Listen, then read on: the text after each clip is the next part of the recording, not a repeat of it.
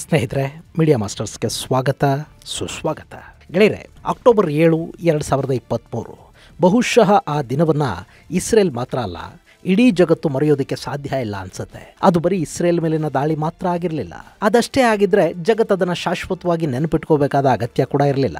ಅದು ಒಂದು ದಾಳಿಗೆ ಆ ದೇಶ ಎಷ್ಟು ಭಯಾನಕವಾಗಿ ಪ್ರತಿಕ್ರಿಯೆಯನ್ನು ಕೊಡಬಹುದು ಅನ್ನೋದಕ್ಕೆ ಉದಾಹರಣೆ. ತನ್ನ ದೇಶದ ಜನರನ್ನ ಕೊಂದವರ ವಂಶವನ್ನ, ಅವರ ಬೆಂಬಲಿಗರನ್ನ, ಅವರಿಗೆ ಆಶ್ರಯ ಕೊಟ್ಟ ನೆಲವನ್ನು ಕೂಡ ನಾಶ ಮಾಡ್ತೀವಿ ಅನ್ನೋ ವಿಪರೀತ ಅಗ್ರೆಷನ್ ಒಂದು ಹುಟ್ಟೋದಕ್ಕೆ ಕಾರಣವಾದ ದಿನ ಅದು. ಜಗತ್ತು ಕಂಡ ಭಯಾನಕ ಮಾರಣ ಹೋಮಕ್ಕೆ ಪ್ರತಿಯಾಗಿ ಕಳೆದ 1 ವರ್ಷದಿಂದ ಉಗ್ರರಿಗೆ ಆಶ್ರಯ ಕೊಟ್ಟ ನೆಲಕ್ಕೆ ನರಕ ತೋರಿಸೋದಕ್ಕೆ ಕಾರಣವಾದ ದಿನ ಅದು. ಯಹೂದ್ಯರ ಹಠ ಹೇಗಿರುತ್ತೆ ಅನ್ನೋದರ ಜೊತೆಗೆ ಹಮಾಸ್ ಉಗ್ರರ ಅಮಾನವೀಯ ಕ್ರೌರ್ಯವನ್ನು ಕೂಡ ಜಗತ್ತಿಗೆ ಪರಿಚಯಿಸಿದ ದಿನ ಇವತ್ತು. ಅಕ್ಟೋಬರ್ 7, 2024 ಕರೆಕ್ಟಾಗಿ 1 ವರ್ಷದ ಹಿಂದೆ ಇದೇ ಸಮಯಕ್ಕೆ ಜಗತ್ತು ಇಸ್ರೇಲಿನ ಪರ ಮರುಗೋದಿಕ್ಕೆ, ಇಸ್ರೇಲಿಗರಿಗಾಗಿ ಕಣ್ಣೀರು ಹನಿಯೋದಿಕ್ಕೆ, ಇಸ್ರೇಲಿನ ಪ್ರತೀಕಾರ ಹೇಗಿರಬಹುದು ಅನ್ನೋದನ್ನ ನೆನೆದು ಆತಂಕಗೊಳ್ಳೋದಿಕ್ಕೆ ಕಾರಣವಾಗಿದ್ದ ದಿನ.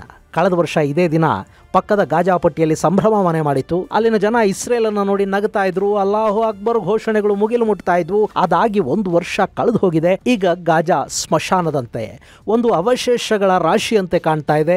ಅದರ ಮೇಲೆ ಇಸ್ರೇಲಿನ ಧ್ವಜ ಹಾರಾಡ್ತಾ ಇದೆ. ಅದರ ಪಕ್ಕದ ಲೆಬನಾನ್ ಈಗ ಧೂಳಿಪಟ ಆಗ್ತಾ ಇದೆ. ಅವತ್ತು ಸಂಭ್ರಮಿಸಿದ್ದ, ದಾಳಿಯನ್ನ ಸಮರ್ಥಿಸಿಕೊಂಡು ಮಾತನಾಡಿದ್ದ ಸಾಕಷ್ಟು ನಾಯಕರು ಇವತ್ತು ಗೋಡೆಗಳ ಮೇಲಿನ ಫೋಟೋಗಳಾಗಿದ್ದಾರೆ. ಕೆಲವರ ದೇಹಗಳಿಗೆ ಅಂತ್ಯಕ್ರಿಯೆಯ ಭಾಗ್ಯ ಕೂಡ ಸಿಕ್ಕಿಲ್ಲ.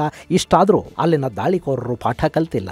ಒತ್ತೆಯಾಳುಗಳನ್ನ ಬಿಡುಗಡೆ ಮಾಡೋದಕ್ಕೆ ಅವರು ಸಿದ್ಧರಾಗಿಲ್ಲ. ಹಾಗೆ ಅವರ ಬೆನ್ನಿಗೆ ನಿಂತ ಶಕ್ತಿಗಳಿಗೆ ಕೂಡ ಬುದ್ಧಿ ಬಂದಂತಿಲ್ಲ. ಅವರ ಕ್ರೌರ್ಯ ಇನ್ನು ಕರಗಿದಂತೆ ಕಾಣ್ತಾ ಇಲ್ಲ. ಅದು ಕರಗೋದಿಕ್ಕೆ ಸಾಧ್ಯನೂ ಇಲ್ಲ ಬಿಡಿ. ಯಾಕೆಂದ್ರೆ ಅದು ನೆಲಕ್ಕಾಗಿನೋ ಗಡಿಗಳಿಗಾಗಿನೋ ಶುರುವಾದ ಜಗಳ ಅಲ್ಲ. ಅದು ಮತದ ಹೆಸರಲ್ಲಿ ಶುರುವಾದ, ಪುಸ್ತಕಗಳಲ್ಲಿ ಬೋಧಿಸಲ್ಪಟ್ಟ, ಪ್ರಾರ್ಥನಾ ಮಂದಿರಗಳಲ್ಲಿ ನಿರಂತರವಾಗಿ ಹೇಳಿ ಹೇಳಿ ಎದೆಗಿಳಿಸಲ್ಪಟ್ಟ ದ್ವೇಷ. ಹೀಗಾಗಿ ಅದು ಬಗೆಹರಿಯೋದಿಲ್ಲ, ಅಲ್ಲಿ ಶಾಂತಿ ನೆಲೆಸೋದಿಲ್ಲ. ಆದರೆ ಅಕ್ಟೋಬರ್ 7 ಮಾತ್ರ ಶಾಶ್ವತವಾಗಿ ನೆನಪಿದ್ದು ಬಿಡುತ್ತೆ. ಆವತ್ತಿನ ಕ್ರೌರ್ಯದ ಕಾರಣಕ್ಕೆ ಮಾತ್ರ ಅಲ್ಲ, ಅದರ ಪ್ರತೀಕಾರದ ಭೀಕರತೆಯ ಕಾರಣಕ್ಕೆ ಕೂಡ.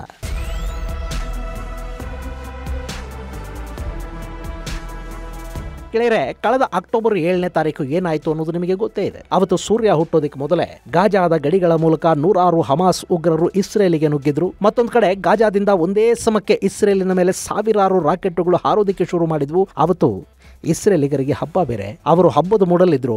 ಮತ್ತೊಂದು ಕಡೆ ಗಾಜಾ ಗಡಿಯಲ್ಲೊಂದು ಸಂಗೀತ ನೃತ್ಯ ಕಾರ್ಯಕ್ರಮ ಆಯೋಜನೆಗೊಂಡಿತ್ತು. ಅದರಲ್ಲಿ ನಾನಾ ದೇಶಗಳಿಂದ ಬಂದಿದ್ದ ಯುವಕ ಯುವತಿಯರು ಭಾಗವಹಿಸಿದ್ರು. ಎಲ್ಲರೂ ಸಂತೋಷವಾಗಿದ್ರು. ಅಷ್ಟರಲ್ಲಿ ಅಲ್ಲಿಗೆ ಬಂದ ಉಗ್ರರು ಅವರ ಪಾಡಿಗೆ ಅವರು ಡ್ಯಾನ್ಸ್ ಮಾಡಿಕೊಂಡು ಹಾಡಿಕೊಂಡಿದ್ದ ಯುವಕರ ಮೇಲೆ ಗುಂಡಿನ ದಾಳಿಯನ್ನು ಶುರು ಮಾಡಿದರು. ಅಲ್ಲಿ ಏನಾಗ್ತಾ ಇದೆ ಅನ್ನೋದು ಗೊತ್ತಾಗೋ ಮೊದಲೇ ಸುಮಾರು 370 ಮಂದಿಯಲ್ಲಿ ಸಾವಿಗೀಡಾಗಿದ್ರು. ಮತ್ತೊಂದು ಕಡೆ ಅಲ್ಲಿನ ಮನೆಗಳಿಗೆ ನುಗ್ಗಿದ ಉಗ್ರರ ಪಡೆ ಅಲ್ಲಿನ ವೃದ್ಧರು, ಮಕ್ಕಳು, ಹೆಂಗಸರು ಏನನ್ನೂ ನೋಡದೆ ಅಮಾಯಕರ ಮೇಲೆ ದಾಳಿ ಮಾಡಿದರು. ಕೆಲವರನ್ನ ಗುಂಡಿಟ್ಟು ಕೊಲ್ಲಲಾಯಿತು, ಮತ್ತೆ ಕೆಲವರ ಕತ್ತು ಸೀಳಿ ಕೊಲೆ ಮಾಡಲಾಯಿತು. ಹೆಂಗಸರ ವಯಸ್ಸಿನ ಜೊತೆ ಸಂಬಂಧನೇ ಇಲ್ಲದಂತೆ ಅವರ ಮೇಲೆ ಅತ್ಯಾಚಾರ ಮಾಡಲಾಯಿತು. ಅದನ್ನು ತಮ್ಮ ಬಾಡಿ ಕ್ಯಾಮ್ಗಳಲ್ಲಿ ರೆಕಾರ್ಡ್ ಮಾಡಿಕೊಂಡ ಉಗ್ರರು ಅಲ್ಲಿಂದ ಒಂದಷ್ಟು ಜನರನ್ನ ಬಂದೂಕುಗಳ ತುದಿಯಲ್ಲಿ ಬಲವಂತವಾಗಿ ಅಪಹರಿಸಿಕೊಂಡು ಗಡಿ ದಾಟಿ ಗಾಜಾ ತಲುಪಿದ್ರು. ಹಾಗೆ ಹೋಗೋದಕ್ಕೆ ಮೊದಲು ಕೂಡ ಹೆದ್ದಾರಿಗಳಲ್ಲಿ ಸಂಚರಿಸ್ತಾ ಇದ್ದ ವಾಹನಗಳ ಮೇಲೂ ಯದ್ವಾತದ್ವಾ ಗುಂಡುಗಳನ್ನು ಹಾರಿಸಿದ್ರು. ಕೆಲವೇ ಗಂಟೆಗಳ ಒಳಗೆ ಅಲ್ಲಿ ಭಯಾನಕ ಮಾರಣ ಹೋಮವೊಂದು ನಡೆದು ಹೋಯಿತು. ಇನ್ನು ಇವರೆಲ್ಲ ಯಾರು ಗೊತ್ತಾ? ಪ್ರತಿನಿತ್ಯ ಬದುಕು ಕಟ್ಕೊಳ್ಳೋದಕ್ಕೆ, ದುಡಿಯೋದಕ್ಕೆ ಅದೇ ಗಡಿ ದಾಟಿ ಇಸ್ರೇಲಿಗೆ ಬಂದು ಇಲ್ಲಿ ಕೆಲಸ ಮಾಡಿ ಇವರು ಕೊಡ್ತಾ ಇದ್ದ ಹಣದಲ್ಲಿ ಹೊಟ್ಟೆ ತುಂಬಿಸಿಕೊಂಡವರು ಮತ್ತು ಹಾಗೆ ಹೊಟ್ಟೆ ತುಂಬಿಸಿಕೊಂಡವರಿಗೆ ಹುಟ್ಟಿದವರು. ಅವರನ್ನು ಹಮಾಸ್ ಇಸ್ರೇಲ್ ವಿರುದ್ಧ ಹುರಿಗೊಳಿಸಿತ್ತು, ಮಾರಣ ಹೋಮಕ್ಕೆ ಸಜ್ಜು ಮಾಡಿತ್ತು. ಅದಕ್ಕೆ ಮತದ ಹೆಸರು, ಪುಸ್ತಕದ ಉದಾಹರಣೆಗಳು. ಅವತ್ತಿನ ದಾಳಿಗೆ ಜಗತ್ತು ಬೆಚ್ಚಿ ಬಿದ್ದಿತ್ತು. ಆದರೆ ಇಸ್ರೇಲ್ ಮಾತ್ರ ಕಣ್ಣೀರು ಹಾಕ್ಕೊಂಡು ಯಾರೋ ಒಂದು ಸಾಂತ್ವನ ಹೇಳಿ ಅಂತ ಕಾಯ್ಕೊಂಡು ಕೂತ್ಕೊಳ್ಳಿಲ್ಲ. ದಾಳಿಯನ್ನು ಖಂಡಿಸಿ ತಮ್ಮ ಸಿಟ್ಟನ್ನು, ನೋವನ್ನು ಕಡಿಮೆ ಮಾಡ್ಕೊಳ್ಳೋದಕ್ಕೂ ಅವರು ಹೋಗಲಿಲ್ಲ. ಬದಲಿಗೆ ಆ ದಾಳಿಗೆ ಪ್ರತೀಕಾರ ಹೇಳೋದಕ್ಕೆ ಮುಂದಾದರು. ಗಾಜಾದ ಮೇಲೆ ಇಸ್ರೇಲಿನ ರಾಕೆಟ್ಗಳು ಬಿದ್ದವು. ವಾಯುದಾಳಿ ಶುರುವಾಯಿತು. ಅದರ ಬೆನ್ನಲ್ಲೇ ಇಸ್ರೇಲಿನ ಸೇನೆ ಗಾಜಾದ ಗಡಿ ದಾಟಿ ಒಳಗೆ ನುಗ್ಗಿತು. ನೀವು ಗಾಜಾಗ ಬಂದರೆ ಯಾರೂ ಕೂಡ ಬದುಕಿ ಹಿಂತಿರುಗೋದಕ್ಕೆ ಸಾಧ್ಯನೇ ಇಲ್ಲ, ಅದು ಟ್ರ್ಯಾಪ್ ಆಗುತ್ತೆ ಅಂತ ಹಮಾಸ್ ಸವಾಲೆಸಿತು. ಅದಕ್ಕೆ ಕಾರಣ ಅವರು ವರ್ಷಗಳ ಮೊದಲೇ ಅಲ್ಲಿ ಮಾಡಿಟ್ಟುಕೊಂಡಿದ್ದ ಟನಲ್ ನೆಟ್ವರ್ಕು. ಚೈನಾದ ಸಹಾಯ ಪಡ್ಕೊಂಡು ಹಮಾಸ್ ಉಗ್ರರು ಇಡೀ ಗಾಜಾದ ತುಂಬ 106 ಕಿಲೋಮೀಟರ್ಗಳ ಟನಲ್ ನೆಟ್ವರ್ಕನ್ನು ಮಾಡಿಕೊಂಡಿದ್ರು. ಬಿಲಗಳಿಂದ ಹೊರಬಂದು ದಾಳಿ ಮಾಡಿ ಮತ್ತೆ ಬಿಲ ಸೇರ್ತಿದ್ದ ಉಗ್ರರ ವಿರುದ್ಧ ಹೋರಾಡೋದು ಸುಲಭದ ಕೆಲಸ ಆಗಿರಲಿಲ್ಲ. ಇಸ್ರೇಲ್ ಎಷ್ಟು ನಿರ್ದಾಕ್ಷಿಣ್ಯವಾಗಿ ದಾಳಿ ಮಾಡ್ತು ಅಂದ್ರೆ ಆಸ್ಪತ್ರೆ, ಜನವಸತಿಗಳು, ಶಾಲೆಗಳು, ನಿರಾಶ್ರಿತ ಕ್ಯಾಂಪುಗಳು ಯಾವುದರ ಬಗ್ಗೆನೂ ತಲೆ ಕೆಡಿಸ್ಕೊಳ್ಳೋದಿಕ್ ಹೋಗ್ಲಿಲ್ಲ. ಎಲ್ಲೆಲ್ಲಿ ಉಗ್ರರಿದ್ದಾರೆ ಅನ್ನಿಸ್ತೋ ಅಲ್ಲೆಲ್ಲ ದಾಳಿ. ಇಷ್ಟಾಗ್ತಿದ್ದಂತೆ ಅಲ್ಲಿ ಮಾನವ ಹಕ್ಕುಗಳು, ಮೀಡಿಯಾಗಳು, ವಿಶ್ವಸಂಸ್ಥೆ ಎಲ್ಲ ಬಂದು ನಿಂತ್ಕೊಂಡ್ವು. ಗಾಜಾ ಮೇಲೆ ದಾಳಿ ನಿಲ್ಲಿಸಿ ನರಮೇಧ ಮಾಡಬೇಡಿ ಅನ್ನೋ ಒತ್ತಡಗಳು ಇಸ್ರೇಲ್ ಮೇಲೆ ಶುರುವಾದವು. ಕೆಲ ಟಿವಿ ಚಾನಲ್ಗಳು ಅವರೇ ವಿಡಿಯೋಗಳನ್ನು ಕೂಡ ಕ್ರಿಯೇಟ್ ಮಾಡಿ ಜಗತ್ತಿಗೆ ಕಳುಹಿಸೋದಕ್ಕೆ ಶುರು ಮಾಡಿದ್ರು. ಒಟ್ಟು ಜಗತ್ತಿನ ಮುಂದೆ ಇಸ್ರೇಲನ್ನ ವಿಲನ್ ಮಾಡೋ ಪ್ರಯತ್ನ. ಅಲ್ಲಿನ ಶವಯಾತ್ರೆಗಳು ಹೇಗಿರ್ತಾ ಇದ್ವು ಮತ್ತು ಇಸ್ರೇಲಿನ ಸೈರನ್ ಶಬ್ದ ಕೇಳಿದ್ರೆ ಚಟ್ಟದ ಮೇಲಿನ ಹೆಣಗಳು ಕೂಡ ಹೇಗೆ ಓಡ್ ಹೋಗ್ತಾ ಇದ್ವು ಅನ್ನೋದನ್ನ ಇಲ್ಲೊಂದು ಸಣ್ಣ ವಿಡಿಯೋ ಇದೆ, ನೋಡ್ಕೊಂಡು ಬಿಡಿ.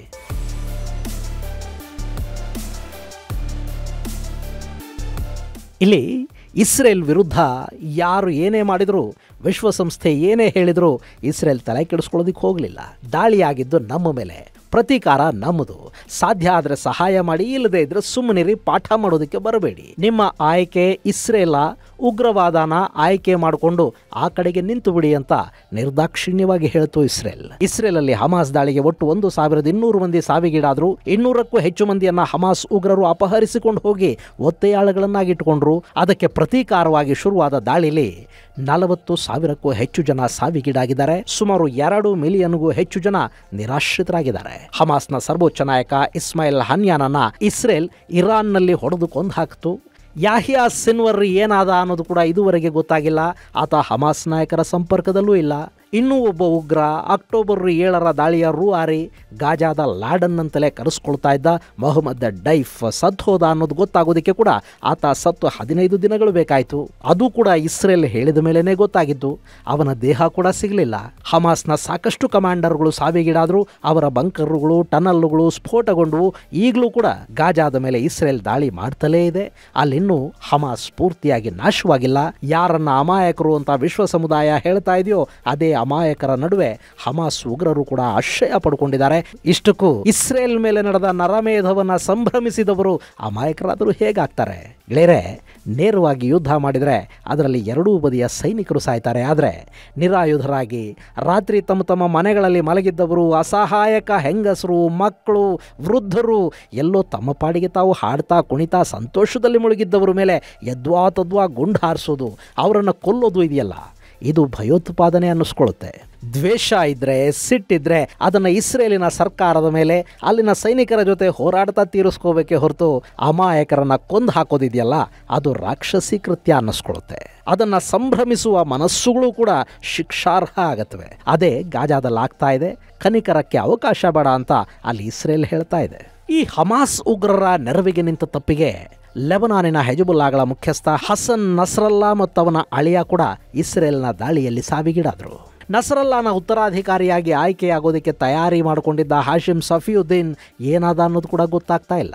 ಹೆಜ್ಬುಲ್ಲಾಗೆ ಸೇರಿದ 300ಕ್ಕೂ ಹೆಚ್ಚು ಸೀನಿಯರ್ ಕಮಾಂಡರ್ಗಳು, ನಾಯಕರು ಇದುವರೆಗೆ ಸಾವಿಗೀಡಾಗಿದ್ದಾರೆ ಅಂತ ಹೇಳಲಾಗ್ತಾ ಇದೆ. ಹೆಜ್ಬುಲ್ಲಾಗೆ ಆಶ್ರಯ ಕೊಟ್ಟ ಲೆಬನಾನ್ ಕೂಡ ಪುಡಿ ಪುಡಿಯಾಗಿ ಹೋಗ್ತಾ ಇದೆ. ಅಲ್ಲಿ ಸಾರ್ವಜನಿಕರ ಸಾವು ನೋವುಗಳು ವರದಿಯಾಗ್ತಾ ಇವೆ. ಬೈರೂತ್ ನಗರದ ಮೇಲೆ ಇಸ್ರೇಲ್ ದಾಳಿ ಮಾಡುತ್ತಲೇ ಇದೆ. ಭಾನುವಾರ ಕೂಡ ಬೈರೂತ್ ನಗರದಲ್ಲಿ ಇಸ್ರೇಲಿನ ದೀಪಾವಳಿ ನಡೆದಿದೆ. ಅದು ನಿರಂತರವಾಗಿ ನಡೀತಲೇ ಇದೆ. ಗೆಳೆಯರೆ, ಇವತ್ತು ಅಕ್ಟೋಬರ್ 7 ನೋಡಿ. ಇಸ್ರೇಲಲ್ಲಿ ಕರಾಳ ದಿನದ ಮೊದಲ ವರ್ಷದ ಕಹಿ ನೆನಪು. ಹೀಗಾಗಿ ಅಕಸ್ಮಾತ್ ಇಸ್ರೇಲ್ ಇವತ್ತೇನಾದರೂ ಪ್ರತೀಕಾರದ ದಾಳಿ ಮಾಡಿಬಿಟ್ಟಿತು ಅಂತ ಇರಾನ್ ತುಂಬಾ ಎಚ್ಚರಿಕೆಯನ್ನು ಕೈಗೊಂಡಿದೆ.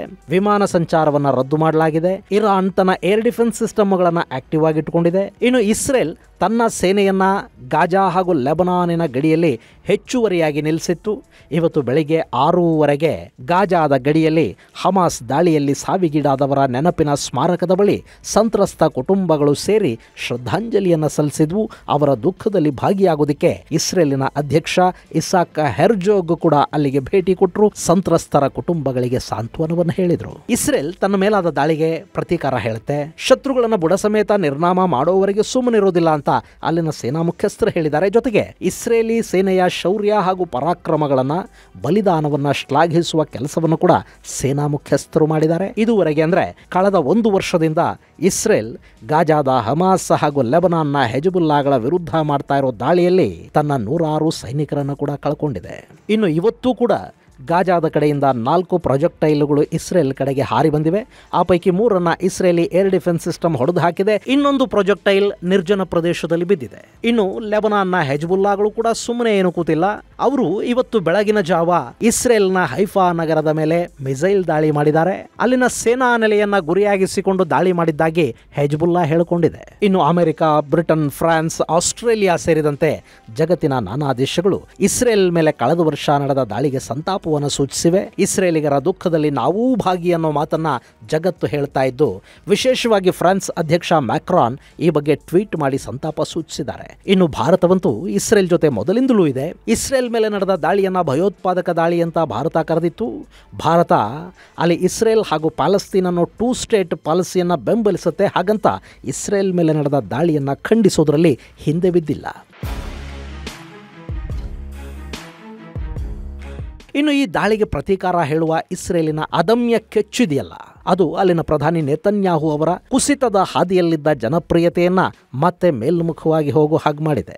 ಅಮೆರಿಕ ಇಸ್ರೇಲಿನ ಬೆಂಬಲಕ್ಕೆ ನಿಂತಿದೆ. ಹಾಗೆ ಈಗ ಇಸ್ರೇಲ್ ಇರಾನ್ ಕಡೆಗೆ ತಿರುಗುತ್ತಾ ಇರೋದ್ರಿಂದ, ಇರಾನಿನ ಪ್ರಾಕ್ಸಿಗಳನ್ನು ನಾಶ ಮಾಡೋ ನಿಟ್ಟಲ್ಲಿ ಹೆಜ್ಜೆ ಇಡ್ತಾ ಇರೋದ್ರಿಂದ ಜೋರ್ಡಾನ್, ಈಜಿಪ್ಟ್ಗಳು ಕೂಡ ಇಸ್ರೇಲಿಗೆ ಪರೋಕ್ಷವಾಗಿ ಬೆಂಬಲ ಕೊಡ್ತಾ ಇವೆ. ಸೌದಿ, UAEಗಳು ಇಸ್ರೇಲಿನ ಹೆಜ್ಬುಲ್ಲಾ ವಿರುದ್ಧದ ಅಗ್ರೆಷನ್ ಅನ್ನ ಹಿಂಬಾಗಿಲಿನಿಂದ ಬೆಂಬಲಿಸ್ತಾ ಇವೆ.